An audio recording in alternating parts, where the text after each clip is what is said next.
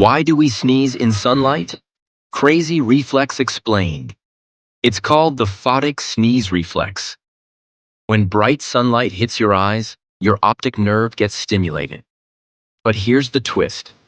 It's located super close to your trigeminal nerve, which controls sneezing.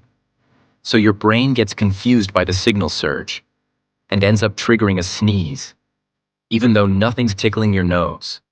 It's basically a neural misfire, like your brain wiring getting crossed for a second. Next time you sneeze in sunlight, remember, you're not weird. You're wired that way.